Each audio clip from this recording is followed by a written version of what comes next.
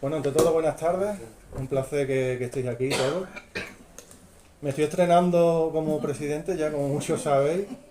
Tengo que decir que me ha cogido un poquito de imprevisto, porque yo esperaba que Antonio estuviese hoy también aquí, sentado, porque la verdad que el tema surgió un poco así de imprevisto, porque no tenía nada preparado. Para las próximas semanas sí tengo cositas preparadas.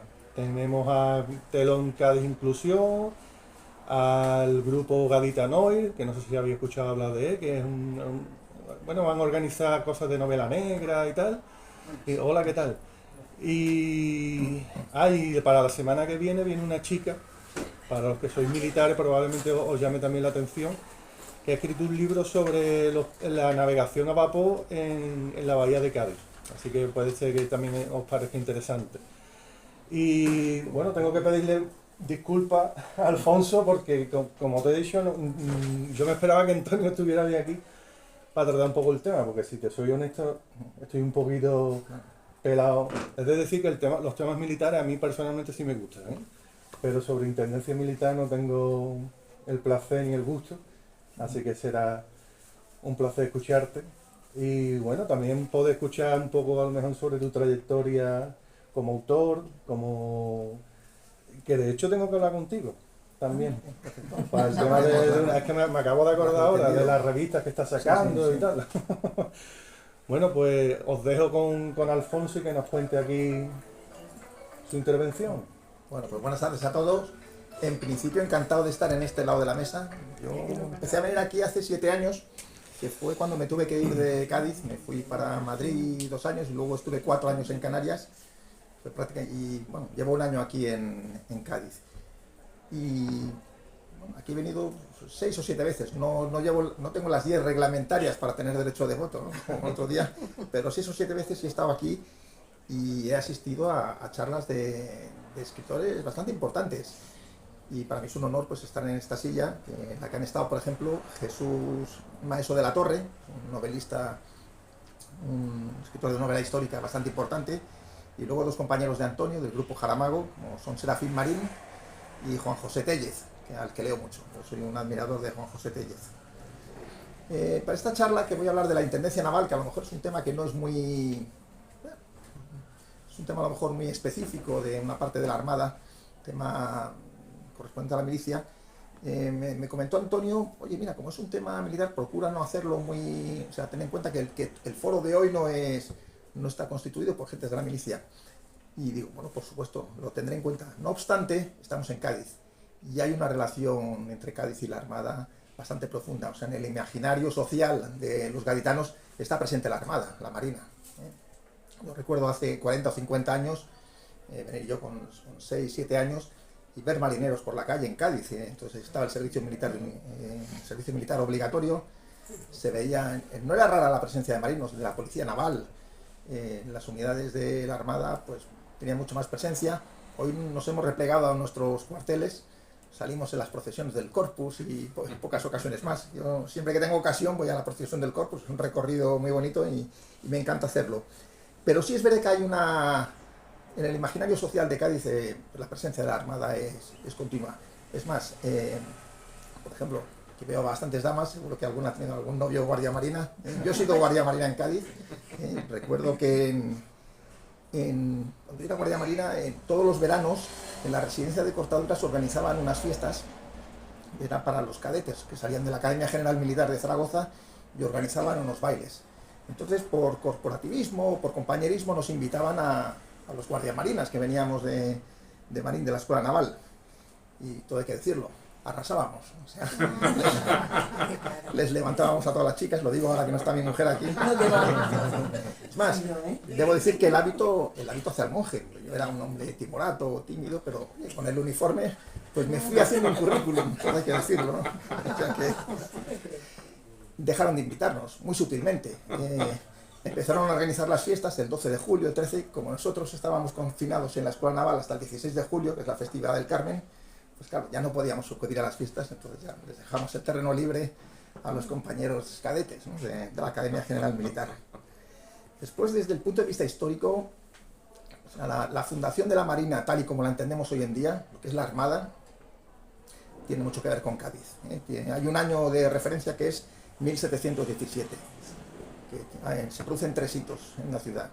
Una es el traslado de la Casa de la Contratación desde Sevilla a Cádiz, la fundación de la Real Compañía de Guardias Marinas, que es la actual Escuela Naval Militar, y la creación del Cuerpo del Ministerio, que es el embrión del Cuerpo de Intendencia de la Armada. Hablar del siglo XVIII en Cádiz, 1717, es un poco hablar de la época de mayor esplendor de Cádiz, ese paraíso perdido, ¿no? Cuando hablamos del siglo XVIII, con este hito de 1717, que son 100 años que llegan hasta prácticamente poco después de la Constitución de Cádiz, es cuando Cádiz pues, adquiere una mayor dimensión, es cuando Cádiz adquiere un cierto cosmopolitismo. Llegan a haber hasta 70.000 habitantes, se difunde grandemente el comercio, tenemos aquí una colonia importante genovesa, holandesa, flamenca, armenia, o sea, tenemos comerciantes de todas las partes del mundo. Cádiz se convierte en un foco del comercio entre América, África y Europa. Se llamaba la Ámsterdam del Sur. Cádiz conoce grandes cafés, se llegaron a editar hasta 18 periódicos diarios, o sea, había un bullicio, era una ciudad bastante tolerante. De hecho, personajes como Mendizábal no se entienden sin Mendizábal, que era judío por los 4 costados, y en una época en que la Inquisición estuvo hasta principios del siglo XIX, estuvo vigente, y sin embargo en Cádiz había una cierta tolerancia por la multitud de... No se apellidaba Mendizábal, O sea, era Méndez, se Méndez, puso sí. Mendizábal para parecer más español, más guay. Era Méndez. Era Méndez Álvarez, y efectivamente él se puso Mendizábal, que era un apellido vizcaíno, porque se suponía que los vizcaínos eran todos hidalgos y tenían limpieza de sangre, y por eso se puso el nombre de Mendizábal.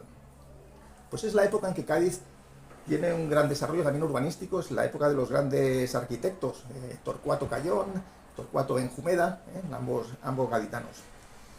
Y antes de entrar en la historia de lo que es la Intendencia, vamos a presentarnos, ¿no? Quiero dar unas pinceladas, sobre todo de lo que son las Fuerzas Armadas, y lo que es la Armada y lo que es el Cuerpo de Intendencia. Las Fuerzas Armadas están constituidas por el Ejército de Tierra, la Armada y el Ejército del Aire y del Espacio, como se llama ahora. Pues tiene una misión muy definida en el artículo 8 de la Constitución, y básicamente ahora mismo nos dedicamos a la defensa de los intereses de España en el exterior. Hemos sufrido una evolución bastante profunda en los últimos 40 años. Hemos pasado de un ejército hasta la proclamación de la Constitución del 78, en el que en cada capital de provincia había un cuartel del ejército.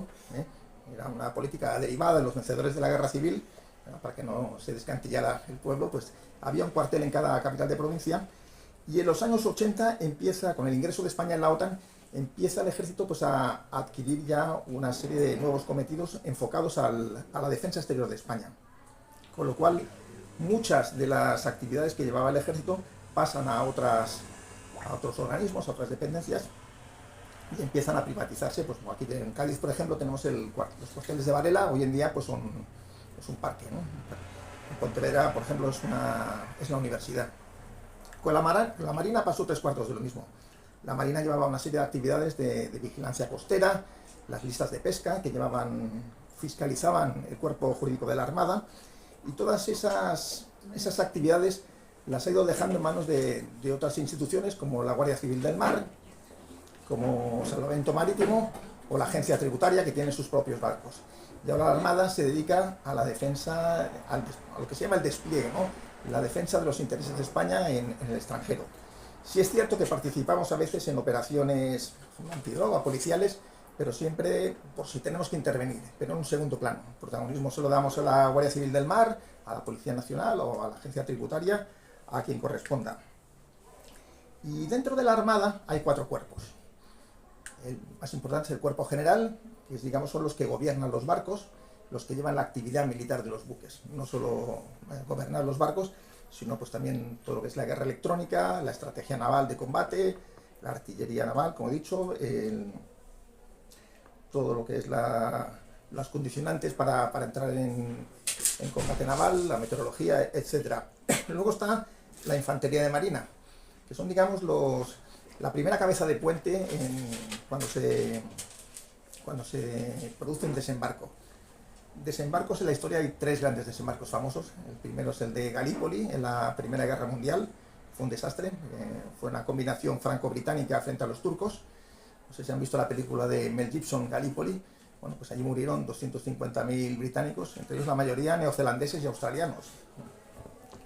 El segundo desembarco importante es el desembarco de Alhucemas, que fue una operación conjunta hispano-francesa que terminó con los insurrectos de la región del Rif y que además sirvió de inspiración al desembarco de Normandía, que bueno, es el que dio la vuelta a la Segunda Guerra Mundial. Gracias a ello, pues cambiaron las tornas y decidió el curso de la Segunda Guerra Mundial. Un tercer cuerpo es el cuerpo de ingenieros de la Armada, que se dedican al diseño de los buques y a la construcción de los mismos. Y por último está el cuerpo de intendencia, que es al que yo pertenezco, y que tenemos 2 misiones fundamentales. Por un lado, la gestión económica administrativa, es decir, el abono de las retribuciones del personal, la gestión económica, la tesorería, la contratación administrativa y la ejecución del presupuesto del Ministerio de Defensa. Por otro lado está la parte logística, es decir, proporcionar en tiempo y forma pues todo lo que tenga que ver con el material, ya sea el armamento, la munición, el combustible, los víveres, la manutención, los uniformes, sobre todo el tema de vestuario. Nosotros tenemos ahí un campo inmenso. Antiguamente había una especialidad que era la de ingeniero textil. Yo esta mañana hemos estado proporcionando una serie de uniformes para un despliegue que va a tener lugar en Rumanía, los infantes de marina, y es un mimetizado que se llama boscoso pixelado, que es así de colores verdes oscuros. Hasta ahora estábamos trabajando el mimetizado árido, que es el que se lleva pues en las zonas del Sahel, en el Golfo Pérsico, etc. O sea que estamos continuamente trabajando sobre diseños para que nuestras tropas pues puedan operar en las zonas donde estemos, ¿no? España ahora mismo pues tiene desplegado personal de las Fuerzas Armadas pues en prácticamente todo el mundo. Estamos en Colombia, estamos en Mali, estamos en Líbano, estamos en muchísimos sitios. Y una de las misiones de la Armada es defender los intereses de España y los españoles. Ahora mismo, si se produjera alguna evacuación de emergencia, pues ahí estaría la Armada o el Ejército del Aire y del Espacio. Y así más, ya sabiendo a qué nos dedicamos, quiénes somos los oficiales del Cuerpo de Intendencia, pues vamos a hacer un poco de prehistoria. Se tienen nociones ya de estructuras logísticas en embarcaciones navales en la época de la Antigüedad. Ya en Cartago se hablaba de un muelle circular en el que habían 200 rampas para aprovisionar a los buques. Pero el gran desarrollo de la logística naval tiene lugar en tiempos de los romanos. Hay un personaje histórico, uno de mis favoritos, que es Pompeyo. Pompeyo era un gran militar, un gran político, uno de los hombres muy popular en su época, y sin embargo ha sido eclipsado por Julio César. Julio César era su enemigo, ambos se admiraban, pero también se odiaban profundamente. De hecho, desplegaron varias guerras civiles en territorio español, además, en lo que hoy es España. Y como digo, Julio César pues ha pasado a la historia porque era mucho más grande que Pompeyo, o sea, lo venció. Pero Pompeyo no deja de ser un personaje muy interesante. Y Pompeyo, gracias a las estructuras navales, consiguió acabar con los piratas del Mediterráneo. En la época de Pompeyo, 30 años antes de Cristo, había una serie de piratas que asolaban las costas del Mediterráneo. Estaban apoyados por un estado que era el estado del Ponto. Era una mezcla el estado del Ponto, un híbrido entre los persas y los griegos. Y su monarca, Mitrídates VI, era todo un personaje. Él había asesinado a su padre, luego mató a su hermano, encarceló a su madre, se casó con su hermana y por último fue obligado a suicidarse por su hijo. O sea, como ven, es una familia ejemplar. O sea, se podría sacar de allí una historia tremenda. Pues Pompeyo acabó con Mitrídates VI. Muchas veces, ya así me permiten tirarme el pegote, me pregunta mucha gente, hombre, se nota que has leído a Posteguillo. Posteguillo es un autor que está hoy de moda, Santiago Posteguillo, que escribe sobre la época de Julio César, de Plutarco. Y sin embargo yo les digo, pues mira, no he leído a Posteguillo, yo he leído a Plutarco, que Plutarco es la fuente a la que acude seguramente Posteguillo también. Otro de los momentos en que tiene un gran protagonismo las estructuras logísticas es la batalla de Actium, cuando Augusto vence a Marco Antonio y consigue proclamarse, la batalla de Actium es una batalla naval, y consigue proclamarse emperador de Roma, que es el primero de ellos. Posteriormente encontramos estructuras logísticas navales ya en la Edad Media, ya en tiempos de Alfonso X el Sabio, tiempos del almirante Bonifaz, que por cierto ya os doy una primicia, se están construyendo las fragatas F-110 que van a entrar yo creo, a partir de 2028-2029, que llevarán el nombre de serie de tipo Almirante Bonifaz, que creo va a ser el nombre que se le va a dar a la primera. Pues Almirante Bonifaz fue el primer almirante de la Marina de Castilla, y en aquellos tiempos Alfonso X ya denominó a los escribanos que embarcaban en los buques para actividades logísticas como oficiales de cuenta de razón u homes del rey. Un siglo más tarde, en 1354, Pedro IV el Ceremonioso promulgó las ordenanzas de la Corona de Aragón, y ya aparecían las figuras del veedor, que se dedicaba a la inspección, y del contador, que se dedicaba a la gestión. Hasta aquí terminaba la prehistoria del cuerpo de intendencia. De aquí saltábamos ya directamente a 1717. Esto es lo que ha habido tradicionalmente. Sin embargo, pues muchas veces me he preguntado, bueno, vamos a ver, saltamos de la Edad Media a 1717, y la época en la que España ha sido más importante, es decir, entre los reyes católicos y los Austrias menores, es cuando el Imperio Español, allí no había estructuras de intendencia. O sea, en la época de los grandes conquistadores, de los grandes navegantes, alguien tendría que darles de comer, alguien tendría que vestirlos, alguien tendría que proporcionarles munición, armamento, alguien tendría que pagarles. Y empecé a investigar ese asunto, ¿no? Me sorprendía ese salto. Apenas había 2 o 3 pinceladas en tiempos de Felipe II, y dije, no, aquí tiene que haber algo más. De hecho, la época del Imperio, bueno, el himno de la Armada dice: el Imperio vendrá a España por los caminos del mar. Es una letra de José María Pemán.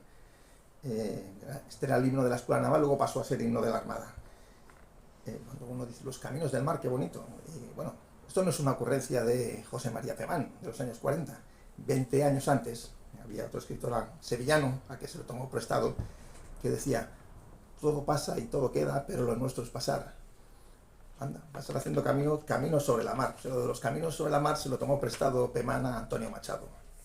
Pues bien, cuando yo estaba pensando en el asunto de, bueno, ¿cómo enfoco yo el tema del imperio, la época del imperio con la intendencia naval? Pues en esos momentos estábamos preparando la conmemoración del 307 aniversario, que fue el año ha sido este año, del cuerpo de intendencia. Digo, fue en 1717, este año hemos conmemorado el 317. Y me encontré con un compañero infante de marina y me dijo: oye, ¿cuántos años celebráis?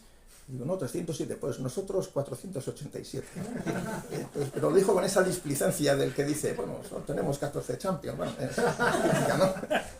Entonces yo, como dicen los horteras, le dije a mi compañero, bueno, aguántame el cubata, que se van a enterar. Es verdad que los infantes de marina tienen como su fundación 1537, que coincide con la época en la que embarcaron los tercios viejos, del tercio viejo de Nápoles, en una serie de galeras. Es una fecha convencional, podían haber escogido otra, podían haber sido un poco más atrás, a principios del siglo XVI, algún desembarco del Gran Capitán. O sea, fechas, podían elegir las que quisieran, pero no, eligieron esa, una fecha convencional 100%. Pero es que encima dicen, no, es que nuestra antigüedad viene reflejada por un real decreto del año 78 que dice que tenemos esta antigüedad. Y digo, bueno, yo te consigo mañana 30 reales decretos con la antigüedad que a mí me dé la gana, que podemos partir desde los romanos. Y entonces me fui a la hazaña más importante que ha hecho España, ¿no? Que fue el primer viaje de Cristóbal Colón, el descubrimiento de América. Pues el descubrimiento de América, cuando sale Cristóbal Colón del puerto de Palos con las dos naos, con las dos carabelas y la nao, la Pinta de la Niña y la Santa María, ellos hacen una recalada en La Gomera.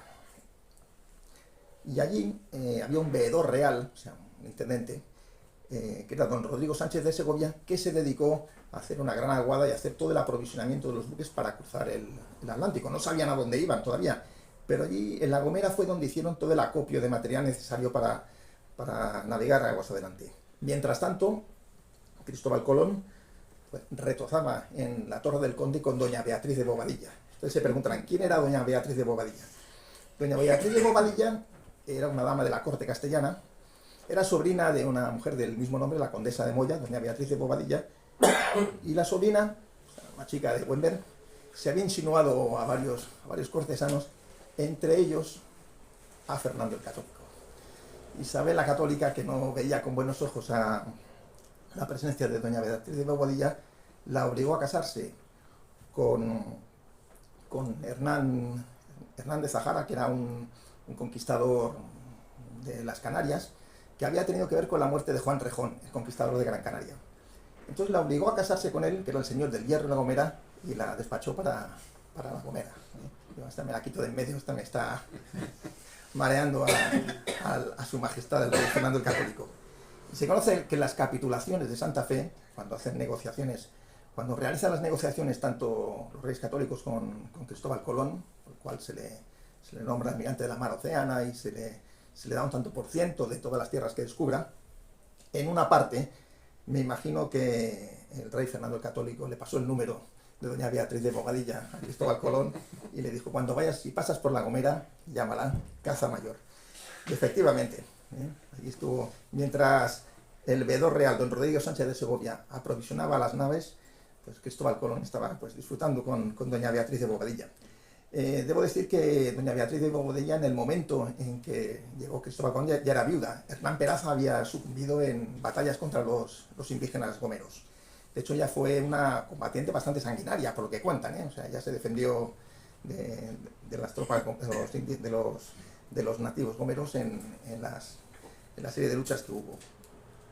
Pues bien, el 11 de octubre de 1492, un día antes de llegar a tierra, a la isla de San Salvador, otro contador que iba a bordo, Rodrigo de Escobedo, pues vieron algunas luces y dio testimonio de que efectivamente pues, se habían visto luces. Y al día siguiente, 12 de octubre de 1492, es el día más importante de la historia de España, el día que la historia se viste de gala.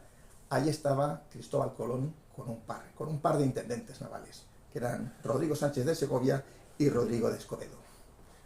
Pues bien, como saben, hubo un segundo viaje de Cristóbal Colón. Cristóbal Colón, para este segundo viaje, esta vez fletó 17 barcos, 5 naos y 12 carabelas. Esta vez Rodrigo Sánchez de Segovia había caído en desgracia con los reyes católicos y el enviado, el gran veedor de esta escuadrilla fue Antonio de Torres.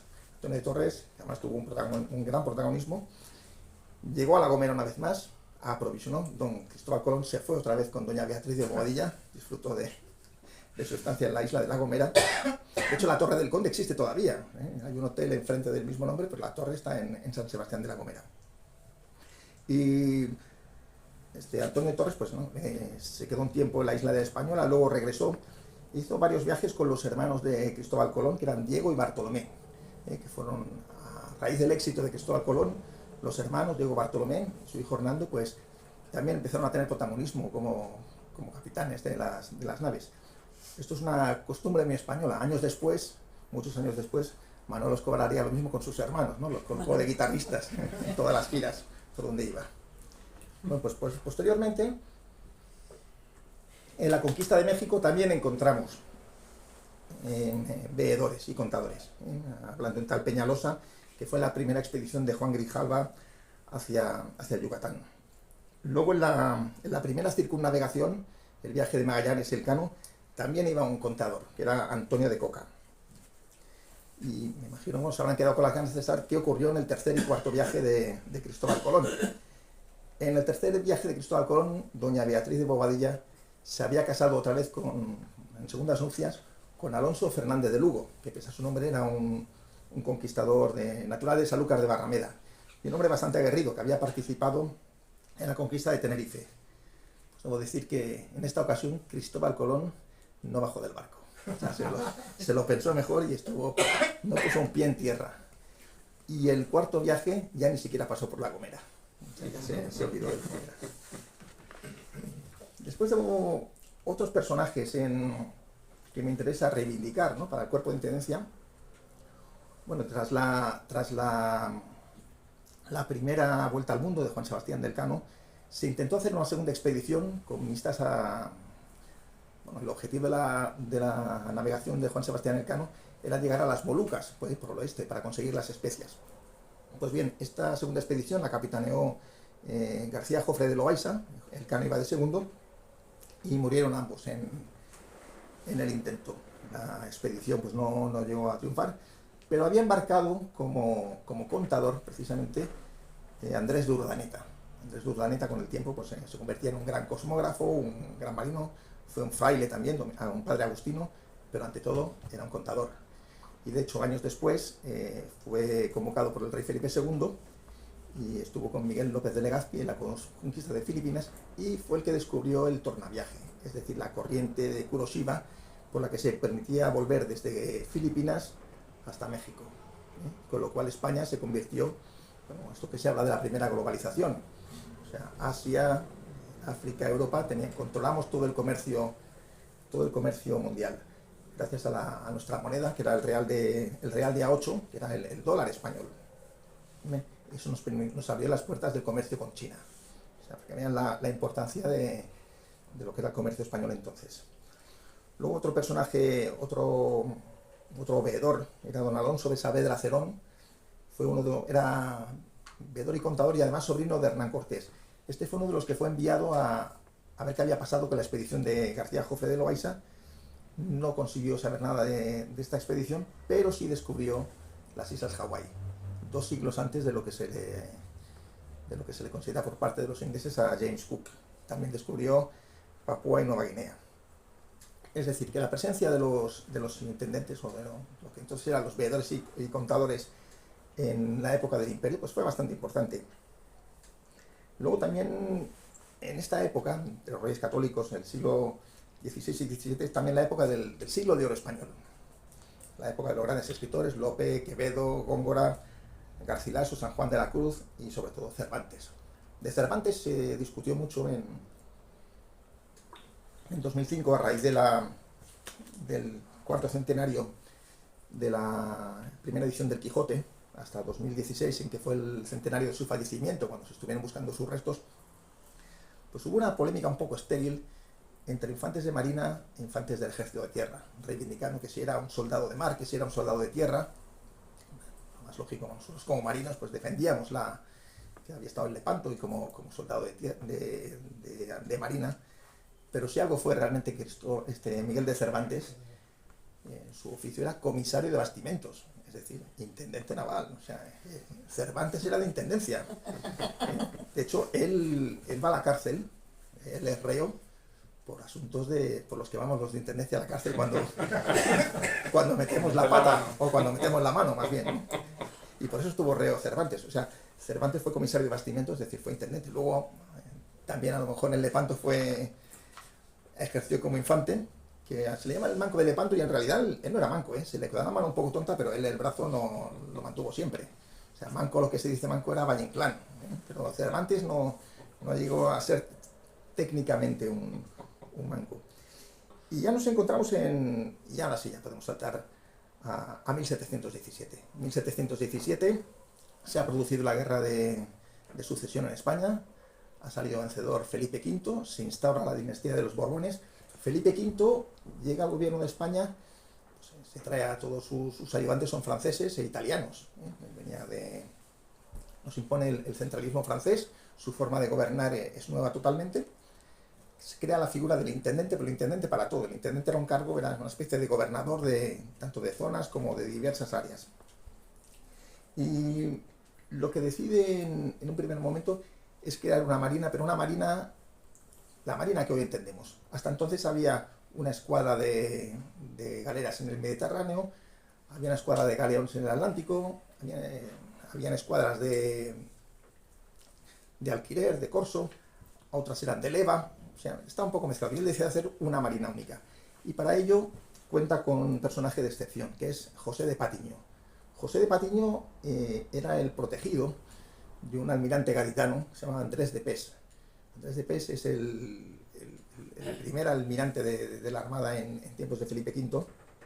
Hay una calle, la calle del Pes, si bajando la cuesta de las Calesas, una de las calles que va al barrio de Santa María, es la calle del Pes, debería figurar la calle del almirante Pes, ¿no? Andrés de Pes, es un personaje, pero el que realmente impulsa la Marina de Cádiz es José de Patiño, un hombre excepcional, es el hombre que crea la compañía de guardias marinas en Cádiz, el origen de la escuela naval, es como ya he dicho antes, el hombre que trae a petición de Andrés del Pes la Casa de Contratación de Sevilla.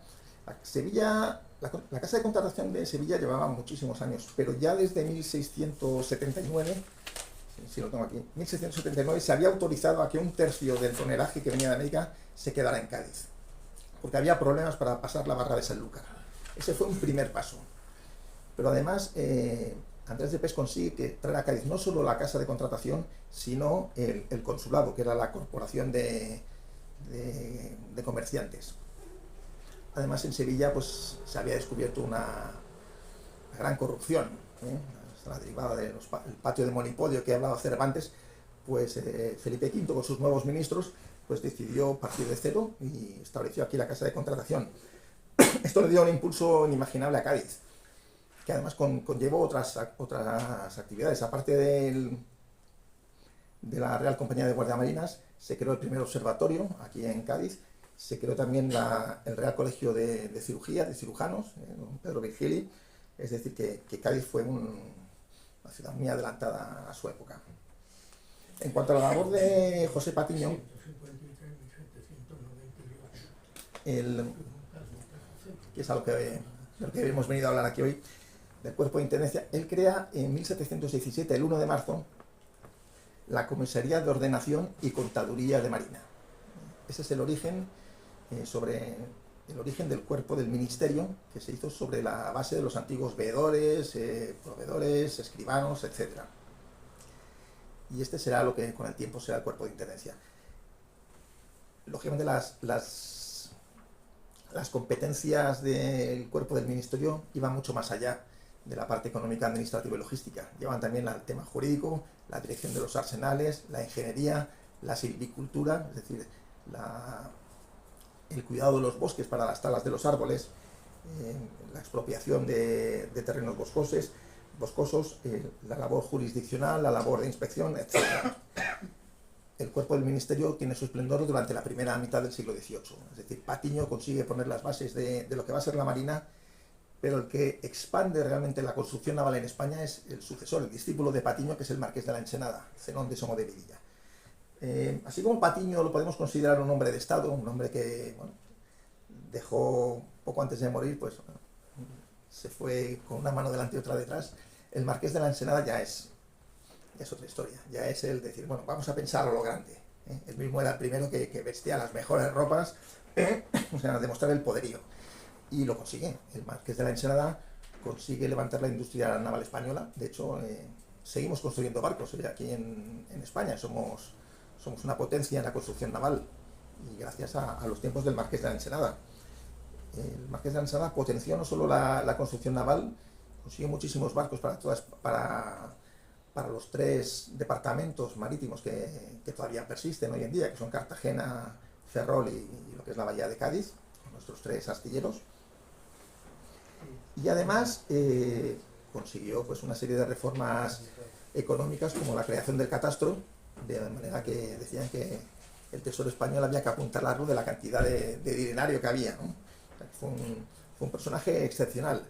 Sin embargo, él también consiguió captar a muchos constructores navales ingleses, ingenieros ingleses, él los captó a través de las labores de espionaje de Jorge Juan, los trajo para España de incógnito, y de esta manera pues aprendimos cómo construir mejor los buques.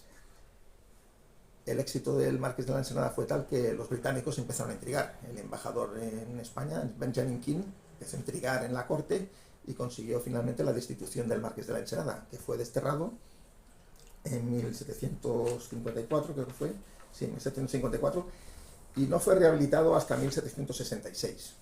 Así, fue desterrado primero al puerto de Santa María y luego a Medina del Campo. Se le rehabilitó en tiempos de Carlos III, pero en 1766 pues, fue escogido como cabeza de turco a raíz del motín de Esquilache. y pues nada, murió confinado en Medina del Campo, y hasta los años 40 pues no se desenterraron sus restos y fueron llevados al Panteón de Marinos Ilustres. Estos son los dos personajes claves en el origen del cuerpo del ministerio. El cuerpo del ministerio se convierte en el verdadero poder de la Armada. Sin embargo, el sistema de intendentes que había traído Felipe V, que era el gobierno centralista francés, lo había hecho convivir con el Consejo de Castilla, que eran las estructuras de la alta nobleza, y a ella pertenecían los oficiales del cuerpo general. Y entonces los oficiales del cuerpo general estaban militarmente por encima del cuerpo del ministerio. Y pronto se dieron cuenta, claro, que el cuerpo del ministerio adolecía de cierta falta de mentalidad naval. Tenían una mentalidad más hacendística, ¿no? Barría más para el Ministerio de Hacienda que para la operatividad. Y ahí empezaron las tensiones. Es lo que se llama la batalla entre la espada y la pluma, que finalmente pues fue decantándose a favor del cuerpo general. ¿De qué manera? Pues poco a poco se le fueron quitando competencias al cuerpo del ministerio. En primer lugar fue la dirección de los arsenales, luego se creó el cuerpo de ingenieros, con lo cual se le quitaron más competencias, y hasta llegar al siglo XIX, en el que el cuerpo de intendencia pues prácticamente se dedicaba a las labores que realizaba. Bueno, el cuerpo del ministerio, que se llamaba entonces. El siglo XVIII acaba, a pesar de toda la labor del Marqués de Ensenada y de José Patiño, pues acaba mal, como saben ustedes. Es la batalla de Trafalgar, desarbolan toda la flota española, y la decadencia es bastante lenta. O sea, tarda la Marina en recuperarse, porque llega el reinado de Fernando VII. Es un reinado en que hay una serie de las luchas entre liberales y absolutistas, y además se produce lo que se llama la gran estafa rusa. La camarilla de Fernando VII pues cae en una estafa, se compra una serie de barcos en estado de putrefacción, y la verdad es que prácticamente había marinos muriéndose de hambre. O sea, no recibían emolumentos, y la crisis era bastante profunda. Esto no se arregló hasta bien entrado el siglo XIX. Durante el periodo de esta crisis monetaria de la Armada, hubo dos personajes que eran el conde de Salazar y Vázquez Figueroa, dos ministros que la verdad es que tienen sus partidarios y sus detractores. Yo me cuento entre los detractores del conde de Salazar, y de hecho recientemente estuve en el despacho del intendente de Ferrol de la Armada, y vi allí que tenían el cuadro del conde de Salazar, y digo, este hombre hay que quitarle. Yo decidí, a la hora de pedir permiso, digo, no, yo quiero ser intendente de Ferrol. Eso me costó una bronca con mi mujer, pero digo, yo quiero ser intendente de Ferrol porque hay que quitar al conde de Salazar. He intentado que lo quite el actual intendente, pero no me han hecho caso. Entonces estoy ahí. Estamos en esta batalla. También está un cuadro del conde de Salazar en la DAE, en los pasillos de la DAE, y también más de una vez me quejaba, ¿hasta cuándo vais a hacer este tío aquí? Pero en fin, es parte de la historia y hay que tenerlo allí. Pues bien, como decía antes, a mitad del siglo XIX, ya en pleno reinado de Isabel II, es cuando el cuerpo del ministerio empieza a emerger. Y ello gracias a dos circunstancias, o a tres, digamos. La primera, el cuerpo cambia de estructura, pasa a llamarse cuerpo administrativo de la Armada, abandona una serie de actividades obsoletas, desaparecen una serie de categorías como maestre de jarcia, se moderniza, y además tiene lugar la ley de un ministro de Hacienda, que es Juan Bravo Murillo, que promulga una durísima ley de administración y de contabilidad, y produce un ajuste económico que empieza a que la economía de España funcione. Luego tenemos también el flujo monetario que produjo la desamortización de Mendizábal. O sea, la desamortización de Mendizábal produjo un flujo de dinerario impresionante, gracias a lo cual se pudo financiar pues una nueva marina. Una nueva marina de barcos blindados, gracias a la revolución industrial que había llegado ya a España. De modo que en 1861 pues, tuvimos la fragata Numancia, que fue el primer buque blindado en dar la vuelta al mundo. O sea que España acaba el siglo pues, con una marina importante, entre las más importantes de Europa. Desgraciadamente pues tenemos otro desastre al final de siglo, que es el desastre de la guerra de Cuba. Nuestra flota es desarbolada y empezamos el siglo XX otra vez empezando de cero. Empezamos con el plan Ferrandiz, el plan Estrada, Y poco a poco pues vamos pues, desarrollando poniendo en marcha otra vez la Armada. En este periodo el cuerpo administrativo sufre otra crisis de identidad. De manera que en 1929 se convierte en el cuerpo de contaduría e intervención. Al año siguiente se convierte en el cuerpo de intendencia e intervención. Y en 1931 se produce la separación definitiva. Cuerpo de intendencia por un lado y cuerpo de intervención por el otro. Esto ya se había producido 20 años antes en el ejército de tierra. Llegaron en 1911, ya los interventores habían ido por su lado. Llegó la guerra civil y después de la guerra civil el cuerpo de intendencia pues sigue con su identidad de marinos, ingresan en la escuela naval, mientras que el cuerpo de intervención empieza a ser civil, luego se militariza, pero desaparece en 1989 cuando se integran los cuerpos comunes de la defensa. Por el contrario, pues el cuerpo de intendencia reafirma su identidad naval y militar, y en los años de la autarquía, pues los oficiales de intendencia se dedican a los patronatos de viviendas, a los economatos y a conservar los legajos de los cargos de los buques. Sin embargo, hay un hito que es en 1953 los acuerdos con los Estados Unidos. A raíz de los acuerdos entre Madrid y Washington, pues los Estados Unidos pues nos proporcionan una serie de buques, los famosos 5 latinos, los llamados clase Fletcher, los Fram, posteriormente el Dédalo. O sea, la Armada cambia por completo y cambia, por supuesto, la figura del intendente. El oficial de intendencia deja de ser el oficial de los economatos y de los legajos de los cargos y pasa a ser el jefe de aprovisionamiento de las unidades. Y tiene que adaptarse a los nuevos tiempos y aprender una serie de nuevas asignaturas, como es la contabilidad de costes, como es el aprovisionamiento en la mar, el aprovisionamiento que nos enseñaron los americanos, como es la catalogación, como es también la investigación operativa, etc. Ahí hay dos hombres claves. Uno es don Ramón González Tablas, es el autor de un coronel general de intendencia, fue el autor de un libro que era el aprovisionamiento naval en Estados Unidos, un libro de referencia para muchas promociones del cuerpo de intendencia. Y el otro hombre clave es Mateo Fernández Chicarro, que fue el padre de la investigación operativa en España y el padre de la contabilidad de costes. Posteriormente tenemos otro personaje importante que es Ramón Martínez de Velasco, que impulsó pues, toda la parte electrónica, del comercio electrónico en la Armada. Con el tiempo pues, nos hemos ido adaptando a los nuevos temas, a la informática. De hecho, los intendentes en España, los intendentes navales, hemos sido pioneros en España de la informática. O sea, el segundo ordenador que se compró en España era un IBM 14001, costó 30 millones y tenía una memoria inicial de 30 millones de pesetas, una memoria inicial de 12K. Y en la adquisición de este ordenador participó pues don Ángel Cervera Álvarez Osorio, padre de Manuel, que está aquí y nos acompaña hoy. Su padre fue uno de los pioneros de la informática en España, en su uso tanto empresarial como militar como comercial.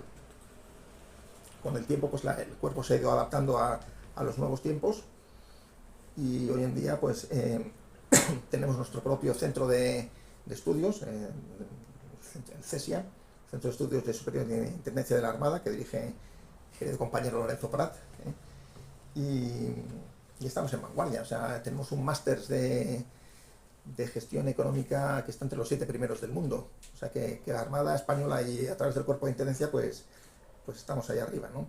Sí me gustaría hablar también de una serie de compañeros oficiales que en el año 2002 empezamos los de Intendencia a acceder al curso de Estado Mayor.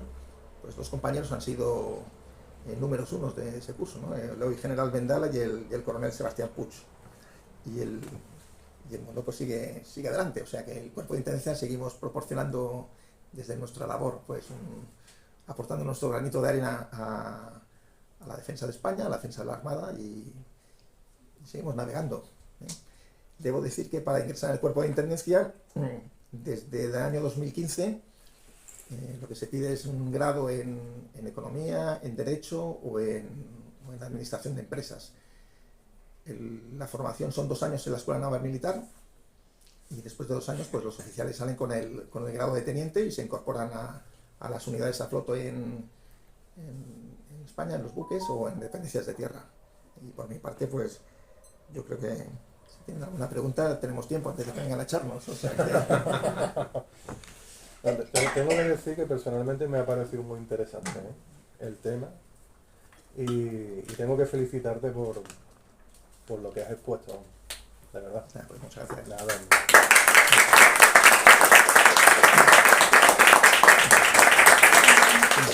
Yo quería preguntarle una cosa curiosa, ¿no? Porque A ver. como es competencia. Cuando yo tendría unos 17 años, 16, No viene niño, sí. pues ahora ya había cumplido 81, pues trabajé para la ERA los chaquetones y los abrigos de la Marina.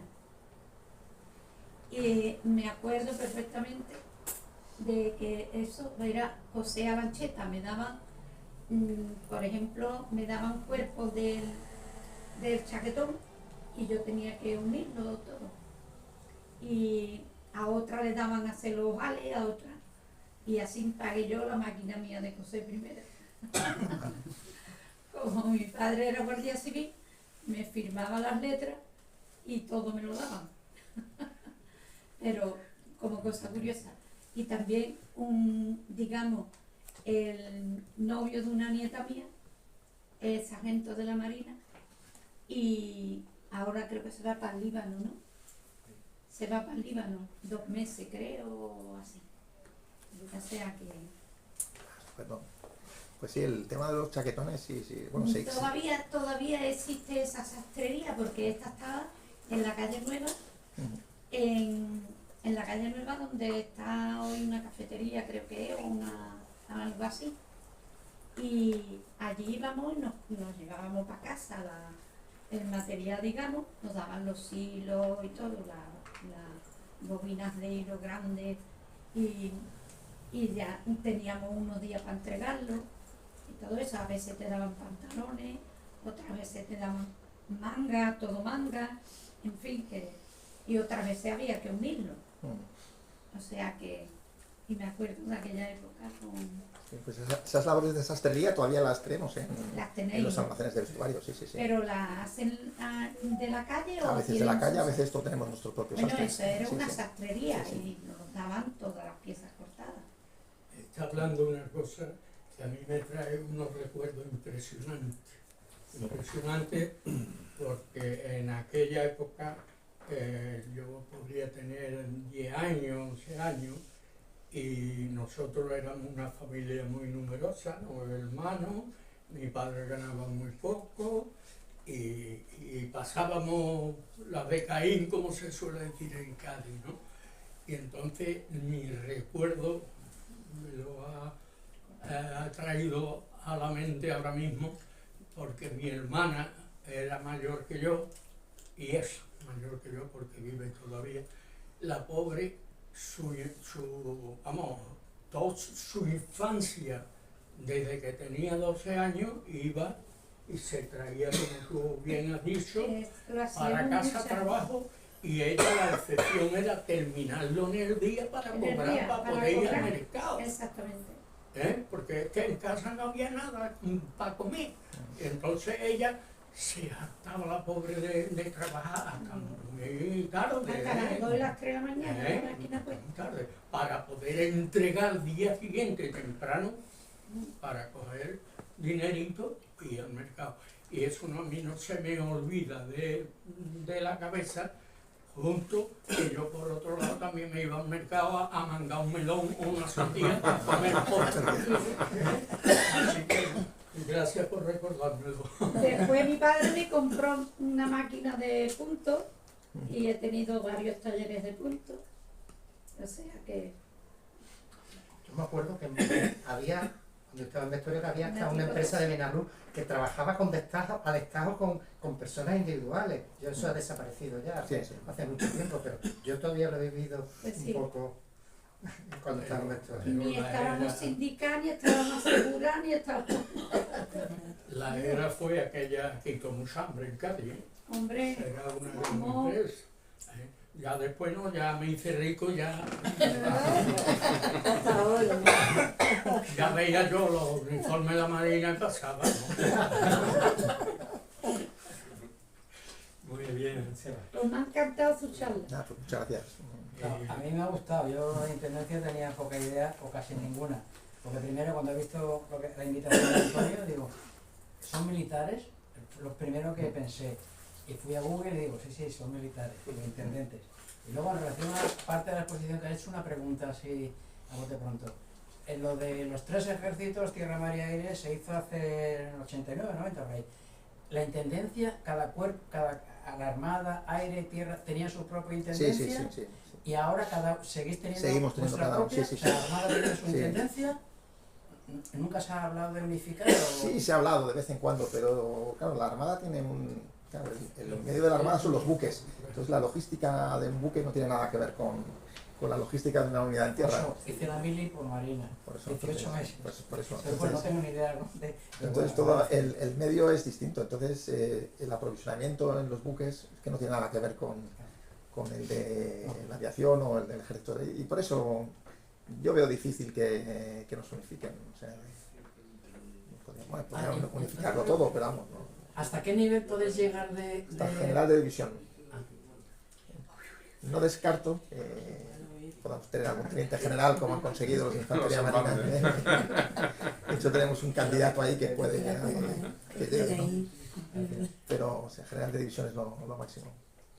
No es poco, No es poco, no está mal, porque está. Yo, si me permiten un comentario, la verdad, si me lo permiten decir, estaría interesado, ahora que os tengo aquí delante, en tener una mayor colaboración con vosotros, con los militares.